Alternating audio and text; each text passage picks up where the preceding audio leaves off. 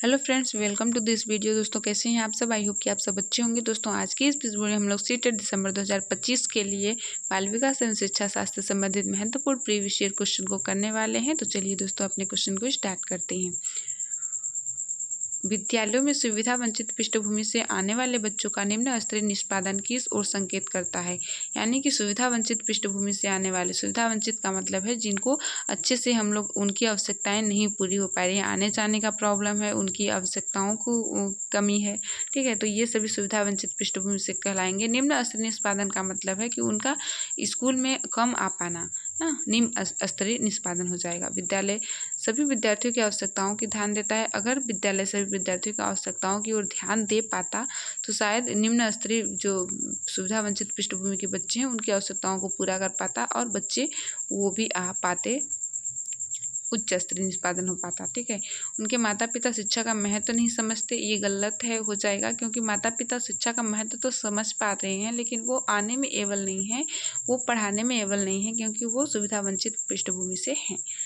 विद्यालय सभी बच्चों की आवश्यकताओं योग्यताओं को संबोधित नहीं कर पाता, तो यहाँ पर सी ऑप्शन सही हो जाएगा। विद्यालय सभी बच्चों की अगर आवश्यकताओं को पूरा कर ही पाता तो उन बच्चों की भी उपस्थिति जो होती है निम्न 100% होगी, अगर सभी आवश्यकताओं की पूर्ति विद्यालय कर पाता तो यहाँ पर सी ऑप्शन हमारा सही हो जाएगा। चलिए दोस्तों अब हम बात करते हैं नेक्स्ट क्वेश्चन की। तो विकलांगता व्यक्तिक और सामाजिक कारकों के बीच बाधित अंतःक्रियाओं का परिणाम है। विकलांगता का कौन सा प्रतिमान इस दृष्टिकोण को समर्थन देता है? तो चिकित्सीय दानशीलता, सामाजिक मानवीय अधिकार। विकलांगता व्यक्तिक और सामाजिक कारकों के बीच बाधित अंतःक्रियाओं का परिणाम है। ठीक है, तो यहाँ पर एक सामाजिक धारणा है, ये सामाजिक दृष्टिकोण को बढ़ावा देता है। चलिए दोस्तों अब हम लोग बात कर लेते हैं नेक्स्ट क्वेश्चन की। तो जो श्रवण बाधित वाले विद्यार्थियों के सफल समावेशन को सुनिश्चित करने के लिए अध्यापक को क्या करना चाहिए? जानकारी प्रस्तुत करने के लिए व्याख्यान विधि का अतिशय प्रयोग रूप से श्रवण बाधित यानी कि जो बहरा है उनके सफल समावेशन को सुनिश्चित करने के लिए अध्यापक को क्या करना चाहिए? देखिए, उसको सुनने में प्रॉब्लम है। जानकारी प्रस्तुत करने के लिए व्याख्यान विधि का अतिशय रूप से प्रयोग। व्याख्यान विधि, हम बहरे को व्याख्यान विधि समझाएंगे तो सुनेगा क्या? तो ये हमारा प्रभावी नहीं हो पाएगा। ठीक है, अधिगम के आकलन के लिए मौखिक परीक्षणों का प्रयोग। दोस्तों जो इंसान बहरा है, जो सुन नहीं सकता है, उसके लिए मौखिक परीक्षणों का प्रयोग करना हमारे लिए अच्छा नहीं होगा, ये हमारा अच्छा नहीं होगा ऑप्शन। कक्षा में सांकेतिक भाषा का प्रयोग का निषेध। तो दोस्तों यहाँ पर सांकेतिक भाषा से बच्चा सीखता कुछ, जो सुन नहीं पाता है उसके लिए इशारा ही काफ़ी है। तो यहाँ पर निषेध बोला है, निषेध नहीं करना है, तो यहाँ पे सी ऑप्शन भी गलत हो जाएगा। यह सुनिश्चित करना कि मौखिक संप्रेषण दृश्यात्मक प्रस्तुतिकरण के साथ पूरित हो। हाँ, दृश्यात्मक प्रस्तुतिकरण के साथ अगर मौखिक संप्रेषण होगा तो वो देख देख के समझ जाएगा बच्चा। तो यहाँ पर जो हमारा श्रवण बाधित विद्यार्थी है उसके समावेशन के लिए दृश्यात्मक संकेत करना अनिवार्य जरूरी होता है। मेधावी प्रतिभाशाली बच्चों में किस तरह की संभावना है?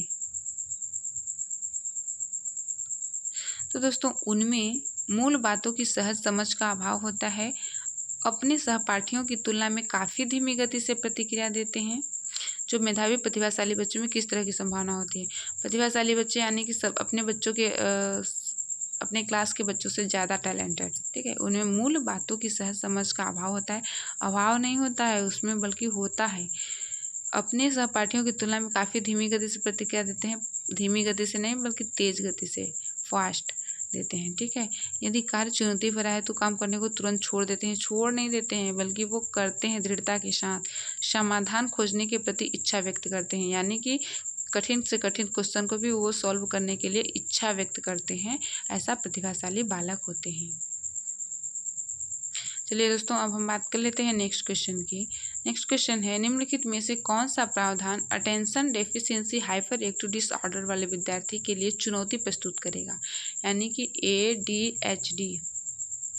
ठीक है, ADHD एक डिसीज होता है जिसमें बच्चा ज़्यादा टाइम तक वो पढ़ नहीं पाता, ज़्यादा टाइम तक एक स्थान पर टिक नहीं पाता। अटेंशन डेफिशिएंसी यानी कि ध्यान देने में कमी है उसको। तो यहाँ पर विद्यार्थी में किस प्रकार की चुनौती प्रस्तुत करेगा। लिखित प्रदत्त कार्यों के लिए सहायक प्रौद्योगिकी तक सुगम पहुँच, विभिन्न संवेदों का उद्दीपन, प्रदत्त कार्यों को छोटे छोटे प्रबंधनीय समूहों में प्रस्तुत करना, बिना किसी अंतराल के लंबी अवधि वाले व्याख्यान। तो दोस्तों यहाँ पर बता रखा है प्रावधान वाले विद्यार्थी के लिए चुनौती प्रस्तुत कराएगा। लिखित प्रदत्त कार्यों के लिए सहायक प्रौद्योगिकी तक सुगम पहुंच, तो यहाँ पर ये चुनौती प्रस्तुत नहीं करेगा, ये तो उसके लिए अच्छी बात है। विभिन्न संवेदनों का उद्दीपन, तो यहाँ पर ये भी सही बात है। ठीक है, चुनौती प्रस्तुत करेगा मतलब उसके लिए जो चुनौती का कार्य करेगा। प्रदत्त कार्यों को छोटे छोटे प्रबंध समूह में प्रस्तुत करना, ये भी सही बात हो जाएगा, क्योंकि छोटे छोटे कार्यों को करेंगे तो उसका अटेंशन बना रहेगा, उसका ध्यान बना रहेगा।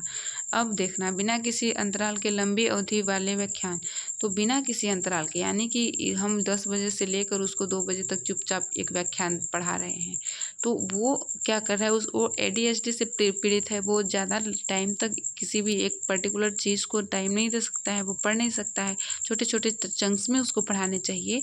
तो यहाँ पर लंबी अवधि का व्याख्यान ये उसके लिए चुनौती हो जाएगा। चलिए दोस्तों, अब हम बात कर लेते हैं नेक्स्ट क्वेश्चन की। अध्यापक को अपने विद्यार्थियों के सहयोगात्मक अधिगम में सहयोग करने, समूह कार्य करने और सक्रिय रूप से भाग लेने के लिए प्रोत्साहित करना चाहिए। जी हाँ, अध्यापक को क्या करना चाहिए, सहयोगात्मक कार्य करने में, समूह के कार्य करने में, ऐसा करने के लिए बच्चे को प्रोत्साहित करना चाहिए। हमारा अधिकथन तो सही है। ठीक है, तर्क क्या है, अधिगम एक सामाजिक गतिविधि है और विद्यार्थियों को सामूहिक रूप से ज्ञान सृजन करना चाहिए। सही विकल्प चुनें। तो दोस्तों यहाँ पर दोनों ही हमारे सही हैं, क्योंकि ये सामाजिक सहयोगात्मक विधि को बढ़ावा बता रहा है कि प्रोत्साहित करना चाहिए। यहाँ पर अधिगम एक सामाजिक गतिविधि है, तो यहाँ पर दोनों ही हमारे सही हैं और एक दूसरे की व्याख्या कर रहा है, अभिकथन तर्क की व्याख्या कर रहा है। यहाँ पर हमारा ए ऑप्शन सही हो जाएगा, ए और आर दोनों सही हैं और आर ए की सही व्याख्या कर रहा है। दोस्तों हमारा फर्स्ट ऑप्शन करेक्ट हो जाएगा। चलिए अब हम लोग बात कर लेते हैं नेक्स्ट क्वेश्चन की। तो शिक्षण अधिगम की निम्न में से कौन सी विधि ज्ञान के सृजन में विद्यार्थियों की सक्रिय भूमिका को महत्व नहीं देती है। देखिए अब हम लोग कौन सी विधि ज्ञान के सृजन में विद्यार्थियों की सक्रिय भूमिका पर महत्व नहीं देगी। ठीक है, तो व्यवहार अनुकूलन, सहपाठी सहभागिता, अन्वेषण अधिगम, रेसिप्रोकल टीचिंग, तो पारस्परिक शिक्षण। तो दोस्तों यहाँ पर पूछा है कि शिक्षण अधिगम की निम्न में से कौन सी विधि ज्ञान के सृजन में विद्यार्थियों की सक्रिय भूमिका को महत्व नहीं देगी। तो बिहेवियर कंडीशनिंग यहाँ पर हमारा सही हो जाएगा। व्यवहार के अनुसार अनुकूलन यहाँ पर शिक्षण अधिगम की सक्रिय भूमिका को महत्व नहीं दे पाएगा। अब हम बात करते हैं नेक्स्ट क्वेश्चन की। तो विद्यार्थी किसके द्वारा बेहतर और प्रभावशाली तरीके से सीखते हैं। तो निष्क्रिय अनुकरण, दोस्तों सक्रिय अनुकरण के द्वारा प्रभावशाली सीखेंगे। पुरस्कार और दंड, ये भी नहीं होगा। जिज्ञासा और अन्वेषण, हाँ अन्वेषण के माध्यम से बच्चे अच्छी तरह से सीखेंगे और जिज्ञासा, उनके अंदर इच्छा की भावना अगर जागृत होगी तो वो प्रभावशाली तरीके से सीख पाएंगे और बेहतर तरीके से सीखेंगे। तो यहाँ पर C option is the right answer हो जाएगा। निम्न में से कौन सा विद्यार्थियों के समस्या समाधान कौशलों के विकास में बाधक है। निम्न में से कौन सा विद्यार्थियों के समस्या समाधान कौशलों के विकास में बाधक है। अनुरूपक चिंतन, प्रकार्यात्मक स्थिरता, बहुविध तरीकों से प्रश्नों का प्रस्तुतिकरण, प्रासंगिक सूचनाओं पर केंद्रित होना। यहाँ पर क्वेश्चन पूछा है कि निम्न में से कौन सा विद्यार्थियों के समस्या समाधान कौशलों के विकास में बाधक है। तो अनुरूपक चिंतन तो सही हो जाएगा, क्योंकि समस्या समाधान में बाधक नहीं बल्कि अनुरूपक चिंतन से समस्या समाधान होता है। जो यहाँ पर बाधक है बोला है तो प्रकार्यात्मक स्थिरता, यानी कि किसी भी कार्य को एक ही वे में करना है ना, किसी भी कार्य को एक ही अंदाज में करना, वो प्रकारात्मक स्थिरता हो जाएगी। तो यहाँ पर प्रकारात्मक स्थिरता ही समस्या समाधान कौशलों के विकास में बाधक होता है। बहुविध तरीकों से प्रश्नों का प्रस्तुतिकरण, ये भी सही हो जाएगा, जो कि सुसाधक है। प्रासंगिक सूचनाओं पर केंद्रित होना, यह भी सुसाधक है। तो यहाँ पर हमारा बी ऑप्शन सही हो जाएगा। कौन, बी ऑप्शन, प्रकारात्मक स्थिरता ही समस्या समाधान कौशलों को विकास करने में क्या होते हैं, बाधक होते हैं। चलिए दोस्तों अब हम बात कर लेते हैं नेक्स्ट क्वेश्चन की। तो नेक्स्ट क्वेश्चन है हमारा विद्यार्थियों द्वारा गृहीत वैकल्पिक अवधारणाएं अध्यापकों द्वारा किस प्रकार संबोधित की जानी चाहिए? विद्यार्थियों द्वारा गृहीत वैकल्पिक अवधारणाएं अध्यापकों द्वारा किस प्रकार संबोधित की जानी चाहिए? तो वैकल्पिक अवधारणाओं की कोई चर्चा किए बिना अनदेखी की जानी चाहिए, अनदेखी नहीं करनी है। विद्यार्थियों को किसी भी प्रकार की वैकल्पिक अवधारणाएं साझा करने की अनुमति नहीं देनी चाहिए, बल्कि उन्हें देनी चाहिए। तो यहाँ पर दोनों ऑप्शन हमारे गलत हो जाएंगे। विद्यार्थियों को अपने विचार साझा करने के लिए प्रोत्साहित करना चाहिए और इन पर समग्रता से चर्चा करनी चाहिए। तो यहाँ पर सी ऑप्शन हमारा पॉजिटिव आंसर इधर राइट आंसर हो जाएगा। विद्यार्थियों को अपने विचार साझा करने के लिए प्रोत्साहित करनी चाहिए और इन पर समग्रता से चर्चा करनी चाहिए, ये बात हमारी सही हो जाएगी। विद्यार्थियों को वैकल्पिक अवधारणाओं पर विचार करने के लिए दंड मिलना चाहिए, तो दंड नहीं देना है। ठीक है, चलिए अब हम लोग बात कर लेते हैं नेक्स्ट क्वेश्चन की। दोस्तों, निम्न में से कौन सा बाह्य अभिप्रेरणा का उदाहरण है? दोस्तों, जो अंदर से हमारी इच्छा जागृत होती है उसे आंतरिक अभिप्रेरणा कहेंगे, और जो बाहर से हम लोग किसी पुरस्कार पाने के लिए, नंबर में अच्छा फर्स्ट रैंक लाने के लिए हम लोग बाहर से जो अभिप्रेरणा आती है उसे बाह्य अभिप्रेरणा कहते हैं। ठीक है, तो कौन सा बाह्य अभिप्रेरणा का उदाहरण है? तो जिज्ञासा को संतुष्ट करने के लिए, यदि हम ये जिज्ञासा को संतुष्ट करना कहीं ना कहीं ये अंदर की इच्छा से संतुष्ट है, तो ये आंतरिक अभिप्रेरणा के अंतर्गत आ जाएगा, इसलिए गलत हो जाएगा।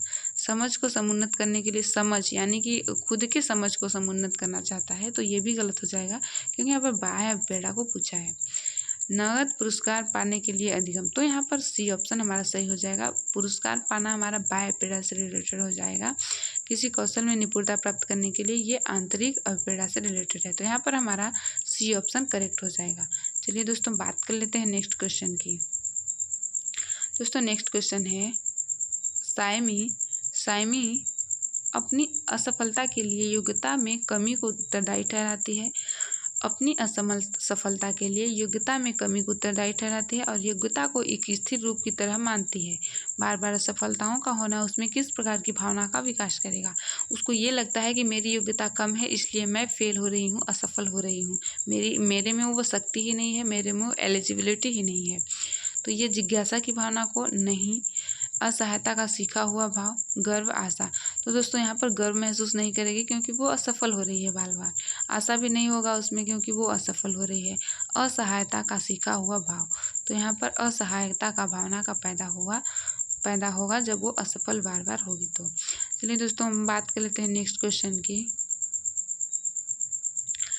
आप अपने विद्यार्थियों को कुछ जानकारी याद करवाना चाहते हैं, इस उद्देश्य के लिए आप किस युक्ति से बचना चाहेंगे?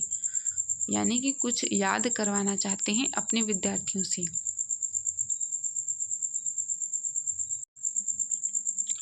आप उन्हें निष्क्रिय रूप से कई बार दोहराने के लिए कहेंगे,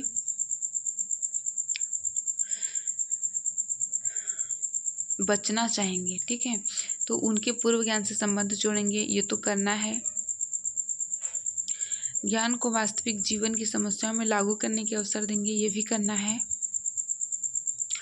उस अवधारणा है तो उदाहरण और गैर उदाहरण प्रस्तुत करेंगे, तो हमारा बी सी और डी हमारा करना चाहिए। तो यहाँ पर लिखा है कि आप किस युक्ति से बचना चाहेंगे, तो आप उन्हें निष्क्रिय रूप से कई बार दोहराने के लिए कहेंगे, इस युक्ति से बचना चाहिए, क्योंकि विद्यार्थियों में कुछ जानकारी याद करवाना चाहते हैं तो उन्हें निष्क्रिय रूप से कई बार दोहराने के लिए, मतलब रटना नहीं है निष्क्रिय रूप से, तो ये चीज़ करने के लिए हमें बचना चाहिए। दोस्तों, बात करते हैं नेक्स्ट क्वेश्चन की। नेक्स्ट क्वेश्चन है, विद्यार्थियों में निम्नलिखित में से कौन सा व्यक्तिगत कारक है जो अधिगम को प्रभावित करता है? तो स्कूली माहौल, आनुवंशिकता, सांस्कृतिक संदर्भ, अध्यापिका का शिक्षा शास्त्र।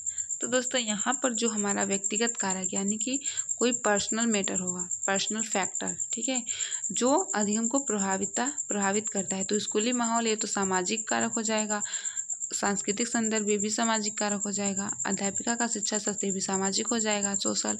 ठीक है, तो यहाँ पर आनुवंशिकता, heredity is the right answer हो जाएगा। व्यक्तिगत कारक है, उस बच्चे की व्यक्तिगत कारक है जो अधिगम को प्रभावित कर रही है। चलिए गाइस, बात करते हैं अब नेक्स्ट क्वेश्चन की। अधिगम किसके द्वारा नकारात्मक रूप से प्रभावित होता है? अध्यापिका द्वारा प्रदान पाठ नकारात्मक रूप से।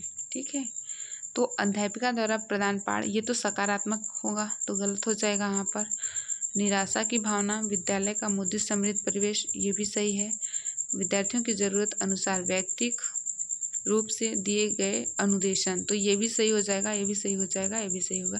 निराशा की भावना ये हमारा अधिगम को नकारात्मक रूप से प्रभावित करेगा, क्योंकि बच्चे में अगर निराशा की भावना जागृत हो जाएगी तो वो अधिगम में सकारात्मक यूज़ नहीं हो पाएगा, क्योंकि वो नेगेटिविटी से घिर जाएगा। तो यहाँ पर नकारात्मक रूप से जो प्रभावित कर रहा है वो निराशा की भावना है, बाकी सारे हमारे सकारात्मक हो जाएंगे, सही हो जाएंगे।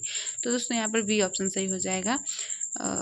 मिलते हैं नेक्स्ट वीडियो में फ्रेंड्स, तब तक के लिए धन्यवाद। अगर वीडियो पसंद आए, आपको कुछ हेल्प मिल रही होगी मेरे से, तो कमेंट ज़रूर करिएगा। मिलते हैं नेक्स्ट वीडियो में, जब तक के लिए धन्यवाद।